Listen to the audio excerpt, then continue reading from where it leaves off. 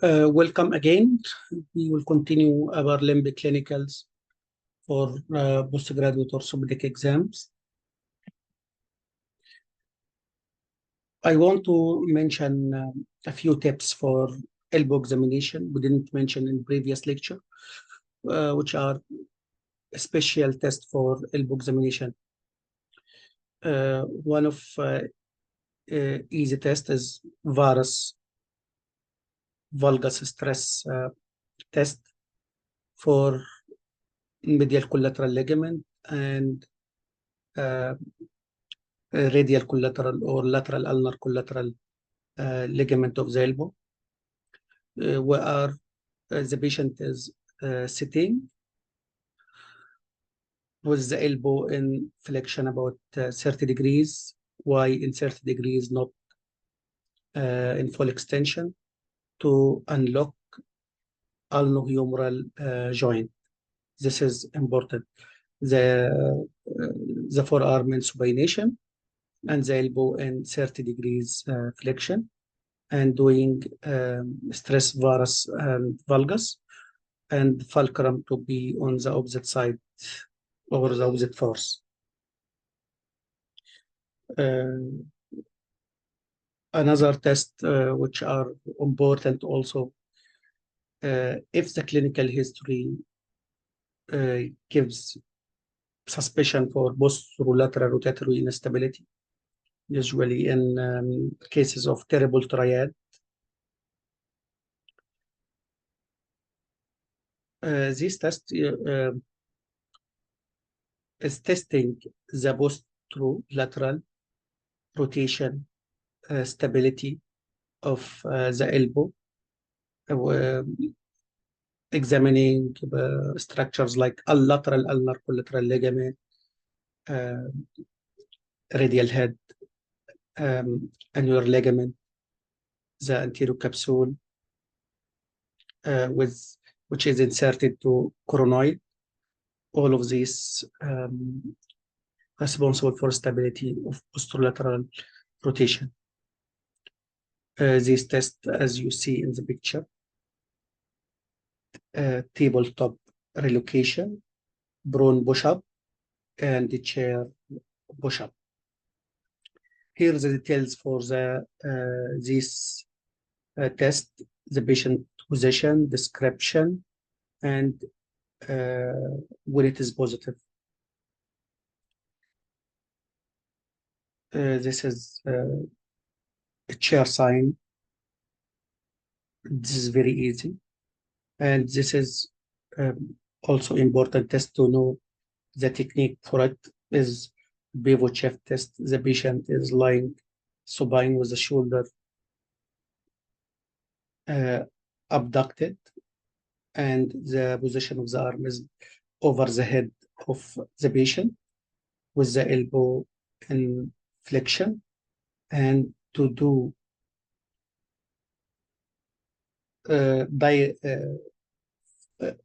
axial force over the head of radius with rotation, and you will see subluxation or field subluxation of radial head. This is important. Our first case in this lecture is a spot diagnosis also. This is 18 years old female patient with this clinical picture. What can you see in the right elbow? The patient has increased carrying angle, which is cubitus valgus. This is the spot diagnosis. What is expected presentation for the patient? This is the question usually asked in this case. The presentation of the patient, either the cosmosis, or more common is ulnar neuropathy or tardy ulnar nerve palsy from progressive cubitus valgus. This is the expected finding. So this case, you are expected to be examined for the causes of cubitus valgus and how to take history for that, and how to examine the elbow for inspection, palpation, range of motion, stability,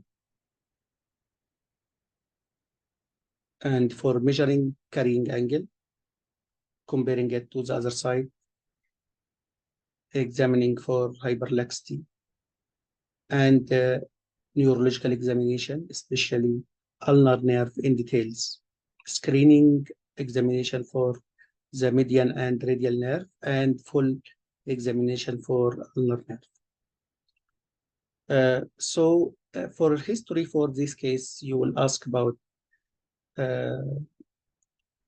what is the cause of the visit, what is the complaint of the patient, it is a neurological symptoms, or it is cosmosis or deformity. You will ask the patient when this problem happened, when her complaint started, and associated complaint like weakness of hand grip. This is expected. And if there is any neck symptoms for cervical problem, for higher nerve injury, cord injury, brachial plexus injury, cervical roots injury, these are problems if the patient presentation is neurological. You will ask the patient when this deformity started at young age, or 5 years, 6 years, if there is any history of all the trauma.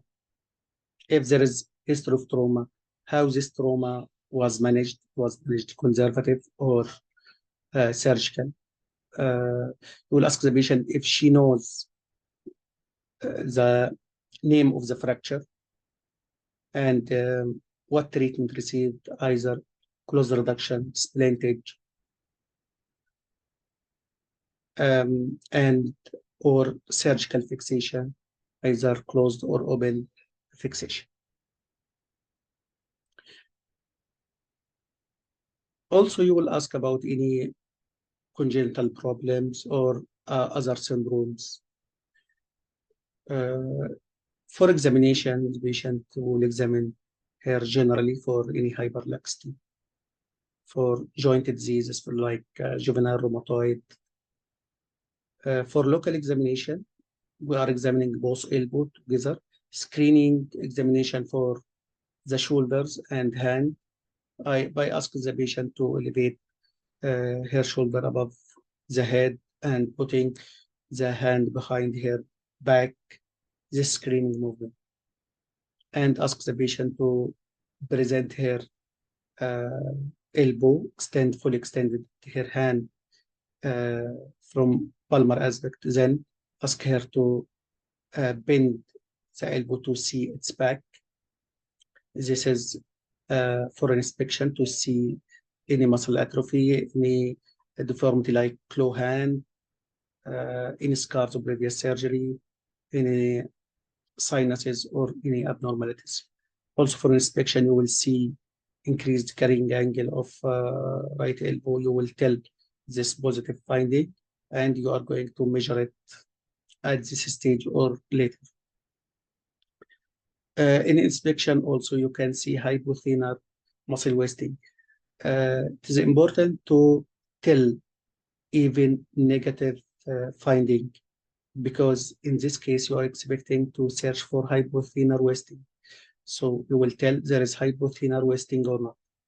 And there is wasting of dorsal interossei, because these are supplied by ulnar nerve, especially the first dorsal interosseous. This is for inspection.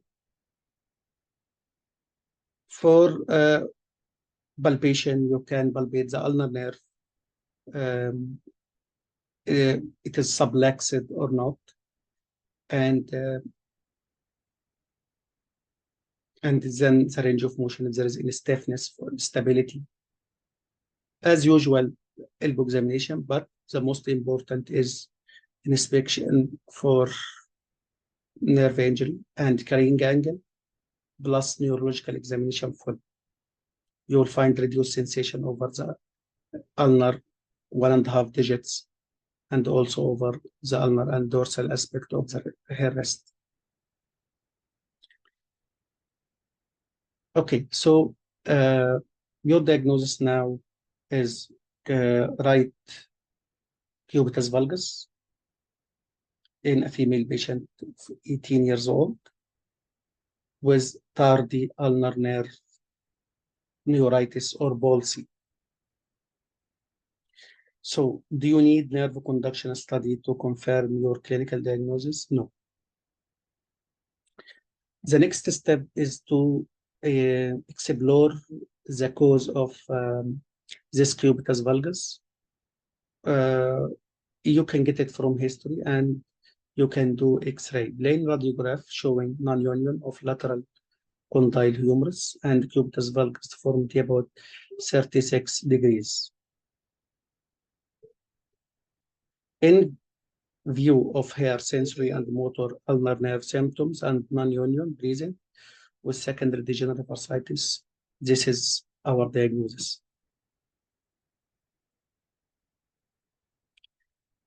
How we are going to manage this case? I would offer here milk osteotomy to correct the deformity and fixing with plate and anterior transposition of ulnar nerve. You will correct what carrying angle to be corrected to 10 valgus degrees. What type of osteotomy? It is medial. It is medial closed wedge osteotomy. Medial supracondylar closed wedge osteotomy. As it is planned here, and fixed with plate and it healed well. What about lateral condyle? Because the patient is skeletally mature, so no intervention.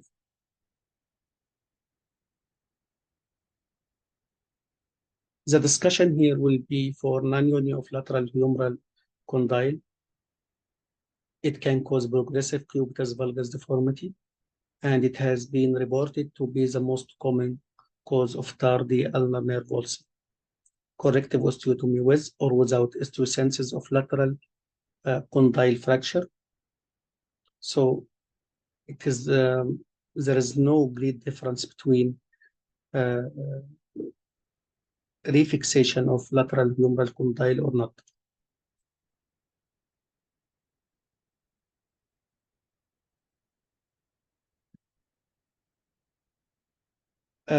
Next discussion could be for ulnar nerve palsy, for anatomy of ulnar nerve, the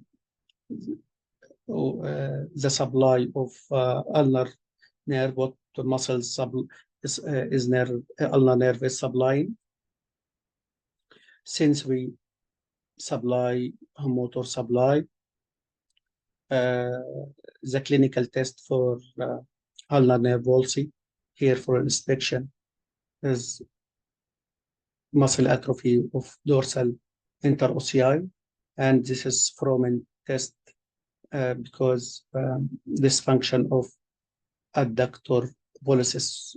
This is the only muscle of a thinner eminence supplied by ulnar nerve. So the patient here is flexing the interphalangeal joint to hold the paper from a test.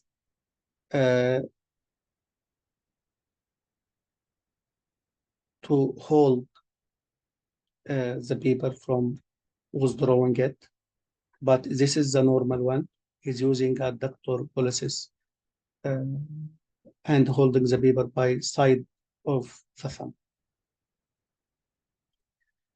These other tests for ulnar nerve, again, this is from a test.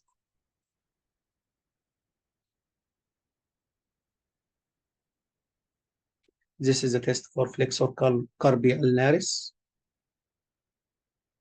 This is a test for flexor digitorum profundus to the little finger. And This is important test, which is for abductor digiti minimi. Ask the patient to spread his finger, her fingers, abduction of the finger, and pushing against resistance to the little finger. This is a test for first dorsal interosseous. Again, this is a test of from it. This is important. It can be a separate question, separate station, which is ulnar nerve palsy.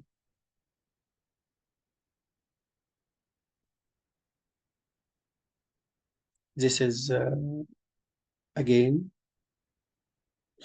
what are the differential diagnosis of ulnar nerve palsy? It's important. If the patient presentation is symptoms of ulnar neuropathy or ulnar nerve palsy, you should include the differential diagnosis and should examine for, or at least mention it. Cervical radiculopathy in the form of root value of C8T1, thoracic outlet syndrome, cervical rib also, cervical spondylosis, Bancost tumor, and brachial plexus injury or other. Also, the differential is ulnar nerve entrapment and its course. You may be asked about possible sites of compression of ulnar nerve. You may be asked a question about ulnar paradox. What is ulnar paradox? Ulnar paradox is less clawing of the hand with more proximal lesion. There is greater clawing of the hand if the ulnar nerve lesion uh,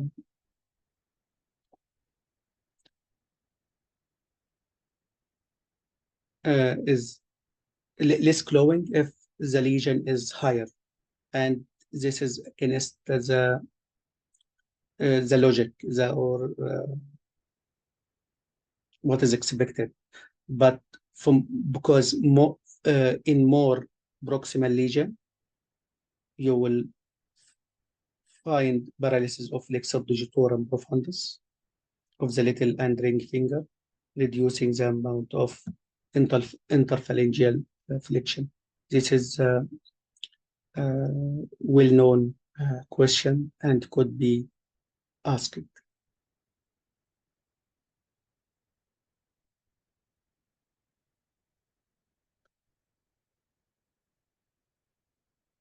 What about treatment of ulnar? If there is ulnar neuritis or ulnar neuropathy, transposition of ulnar nerve may be sufficient.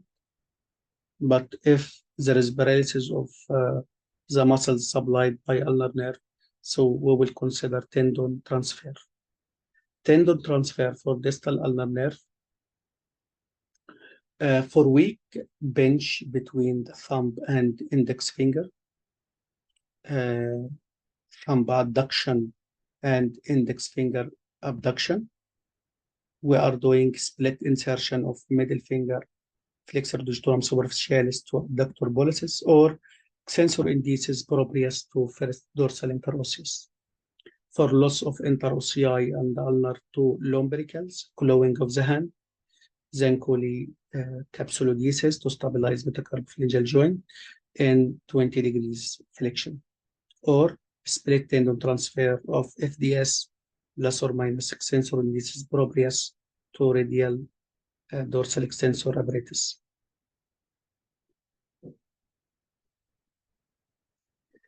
This is another case of the elbow in young patient. This is Cubitus varus in the right elbow with element of rotation, which is called Gunstock deformity. Here in in X-ray, you can see cubitus varus, and you can expect the cause here. This was healed supracondylar humerus fracture, but it is malunited. If you see here in the lateral view, you can see rotation, not only varus deformity, but there is also the rotation. What are the causes of Gunstock deformity? Gunstock deformity is varus and internal rotation, and plus or minus hyperextension of the elbow. The commonest cause is malunited supracondylar humerus fracture. Another cause is medial growth plate damage, osteonecrosis of trochlea, lateral condyle fracture. It can cause cubitus valgus, which is more common, or cubitus varus. Neoplastic secondary to exostosis in distal lateral humerus, and epiphyseal dysplasia. This is how we are measuring the carrying angle of the elbow.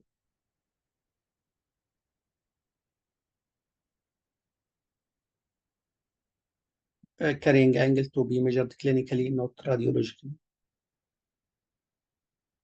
What is Gunstock deformity? Varus deformity in coronal plane, hyperextension in sagittal plane, and internal rotation in horizontal plane. Due to the poor ability of distal humerus epiphysis to correct the deformity, it will persist into adulthood without any improvement. So the cubitus varus deformity will not affect the elbow movement in most of time. But the patient usually has poor osmosis with causing psychological stress for the child.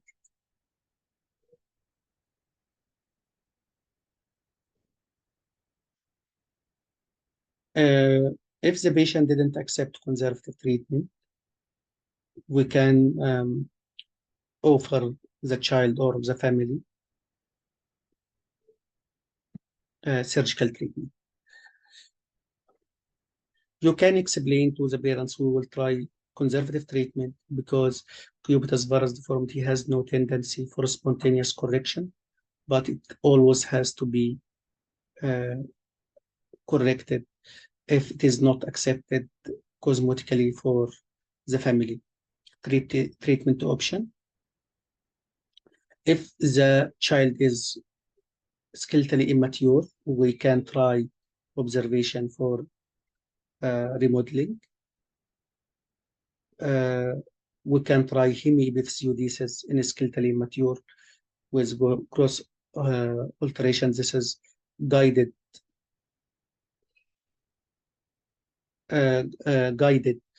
gross arrest with close monitoring of the gross and deformity correction until skeletal maturity. The gold standard is corrective osteotomy in the form of lateral closed wedge osteotomy. Lateral closed wedge osteotomy is the easiest and safest, and it is inherently a stable method of correction. This is another case which I see in the exam of fellowships of orthopaedics. This is a clinical picture of adult patient of the thumb. What can you see in the picture? Describe the picture. This is a clinical photograph of swollen distal part of thumb with yellowish discoloration. The swelling is more on the volar aspect. So what are the possible causes of this swelling? I think this question was the main question in this station. The possible causes in this case is infectious causes, uh, infection, cellular or cellulitis, bacterial infection, foreign body, and secondary infection, for example.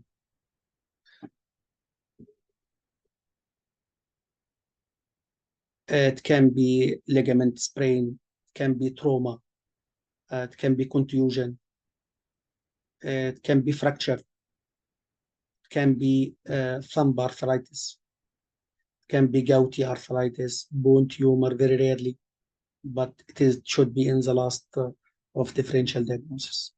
According to differential diagnosis, you can ask for history of all these uh, causes. For history, you can ask about pain, redness, drainage of path, small blisters, stiffness, weakness of thumb, swelling.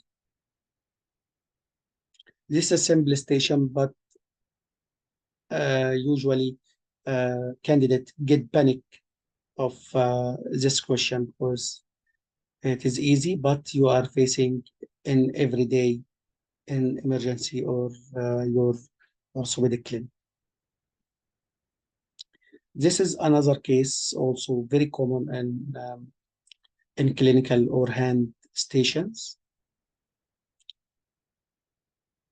Um, Here, this is dorsum of hand showing redness and swelling with about 1 centimeter wound over the third metacarpophalangeal joint. Most probably, it is a fight bite. Yes, fight bite.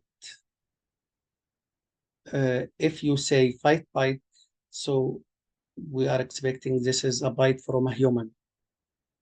And it can be also dog bite or cat bite. How you are going to assess the patient? In fight bite, the teeth often penetrate the extensor mechanism and joint capsule with possible injury to articular cartilage or bone. So here, after you do the examination, you should do X-ray also. Uh, what you are going to ask the patient for history, you will ask about what caused this injury. It is, for example, it is a knife, it is fight bite with a human, teeth, or animal bite, or cat bite, or others. Also, when did this injury happen? Time from injury to presentation, and what treatment used until now. So here you will examine, first you will examine the wound itself. First you will stop bleeding by compression to be able to explore the wound. If you can open the wound and examine it, you can examine the extensor tendons. Here, extensor indicis and extensor digitorum communis to index finger. And if you can see the joint itself, means the sensor structures are torn. You can see a loose fragment of cartilage or bone. Also, you can see the capsule is torn if you can see the cartilage by your eyes. You can examine the skin also if it has necrosis at the edge or not. You can examine the movement of the fingers by asking the patient to do extension of the fingers and to examine the tendons of extensor indicis alone and extensor digitorum alone. You can find retraction of extensor tendon.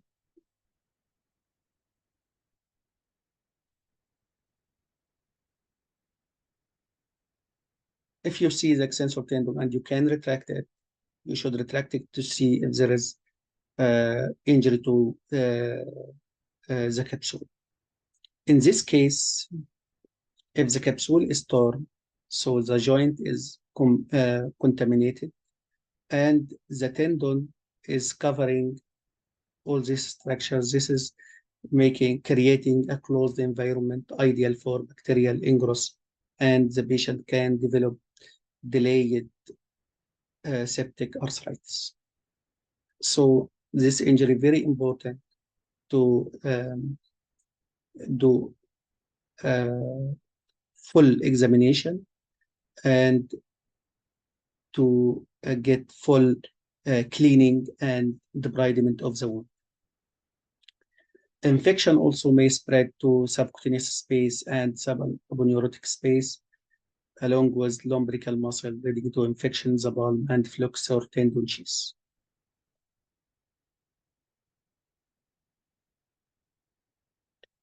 In this case, if this is acute case, but if the case is chronic case or delayed onset or like that, other tests can be used for this case, maybe asked in the exam or not, like Elson test, sagittal band for, for sagittal band rupture. But this station usually they are focusing on clinical assessment of the wound and examining you if you are aware of possible pathogen or possible bacterial type in these cases for human bite or animal bites. And you should be aware and repeating you are concerned about possible aggressive infection in this case. Human and animal bites most commonly lead to polymicrobial bacterial infection with mixture of aerobic and anaerobic. But you should know that Pasteurella bacteria are commonly found in dog and cat bite, and Echinella is characteristic for human bite. But also staph and strep and anaerobic bacterial species are common in all mammals. So how you are going to manage this case? A recognition of injured structure, early wound cleaning, evaluation of injured structure, and infection prophylaxis, antibiotic, and tetanus prophylaxis. And I will take the patient to operating theater for structure repair if the condition of the wound allows.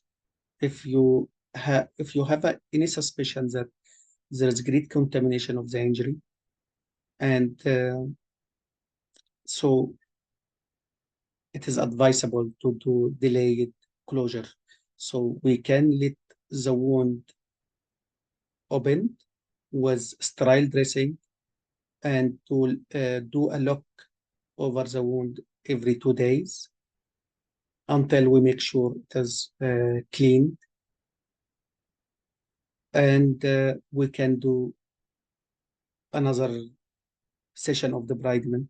Then we can do structure repair. So this case may need multiple debridement, empiric antibiotic with delayed repair or reconstruction. This is a common case also.